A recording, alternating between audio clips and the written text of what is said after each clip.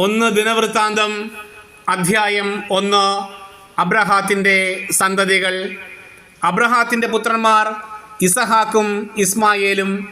അവരുടെ വംശപരമ്പര: ഇസ്മായേലിൻ്റെ ആദ്യജാതൻ നെബായോത്ത്, കേദാർ, അദ്ബേൽ, മിബ്സാം, മിഷ്മ, ഭൂമ, മാസ, ഹദാദ്, തേമ, യത്തൂർ, നഫീഷ്, കേദമ. ഇവരും ഇസ്മായേലിൻ്റെ സന്തതികളാണ്. അബ്രഹാത്തിന് ഉപനാരിയായ കെത്തൂറായിൽ ജനിച്ച പുത്രന്മാർ: സിമ്രാൻ, യോക്ഷാൻ, മെദാൻ, മിദിയാൻ, ഇഷ്ബാക്ക്, ഷുവാഹ്. യോക്ഷാൻ്റെ പുത്രന്മാർ ഷേബ, ദദാൻ.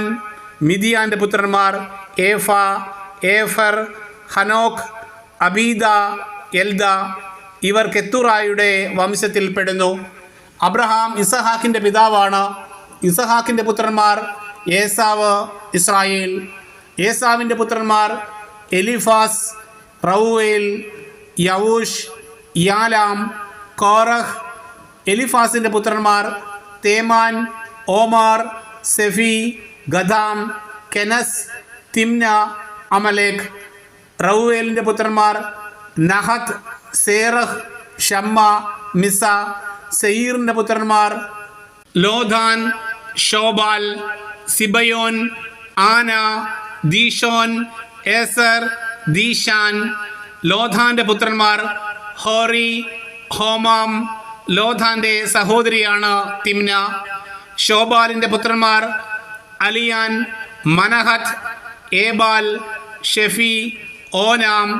സിബയോൻ്റെ പുത്രന്മാർ അയ്യ, ആന. ആനായുടെ പുത്രനാണ് ദീഷോൻ. ദീഷോൻ്റെ പുത്രന്മാർ ഹംറാൻ, യഷ്ബാൻ, ഇത്രാൻ, ഖേറാൻ. ഏസറിൻ്റെ പുത്രന്മാർ ബിൽഹാൻ, സാവാൻ, യാഖാൻ. ദീഷാൻ്റെ പുത്രന്മാർ ഊസ്, ആരാൻ.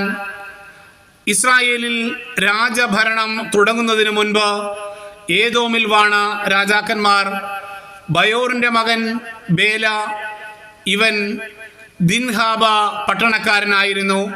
ബേലായുടെ മരണത്തിനു ശേഷം ബൊസ്രാക്കാരനായ സേറഹിൻ്റെ മകൻ യോബാബ് ഭരണമേറ്റു.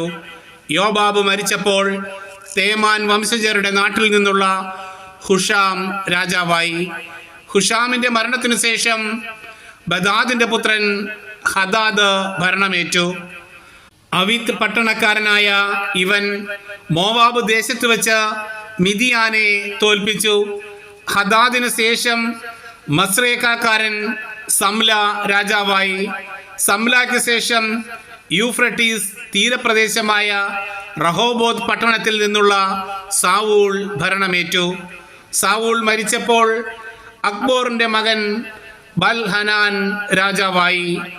ബാൽഹനാൻ മരിച്ചപ്പോൾ പായ് പട്ടണത്തിൽ നിന്നുള്ള ഹദാദ് രാജാവായി. മെസഹാബിൻ്റെ പൗത്രിയും മാത്രേദിൻ്റെ പുത്രിയുമായ മെഹേതാബിൽ ആയിരുന്നു അവൻ്റെ ഭാര്യ.